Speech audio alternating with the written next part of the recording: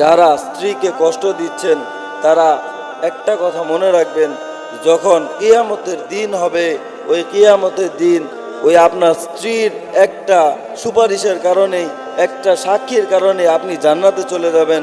আর আপনার স্ত্রী যদি বলে যে আমার স্বামী ভালো ছিল না, আমার স্বামী আমার সাথে দুর্ব্যবহার করত, আমার স্বামী আমার সাথে খারাপ ব্যবহার করত, তাহলে আপনার জাহান্নামে যাওয়ার জন্য এটুকুই যথেষ্ট হয়ে যাবে। প্রিয় বোনেরা আমার, আপনারাও মনে রাখবেন, আপনারাও আপনাদের স্বামীকে কষ্ট দেওয়ার পূর্বে এই একটা কথা ভেবে নেবেন যে কিয়ামতের দিন শুধুমাত্র তার একটি সাক্ষীর কারণে আমার জান্নাতে যেতে পারবো, আবার তার একটি সাক্ষীর কারণে আমাকে জাহান্নামে যেতে হবে। যদি কোনো স্বামী তার স্ত্রীর কথা বলে যে আমার স্ত্রী ভালো ছিল, আমার স্ত্রী আমাকে মোহাব্বত করত, আমার স্ত্রী আমার সব কিছু কথা মেনে চলতো, তাহলে আপনি জান্নাতে চলে যাবেন। আর যদি বলে যে না, আমার স্ত্রী ভালো ছিল না, আমার স্ত্রী আমার সাথে খারাপ আচরণ করত, আমার স্ত্রী আমাকে কষ্ট দিত, তাহলে এই একটি কথার কারণেই আপনাকে জাহান্নামে যেতে হবে।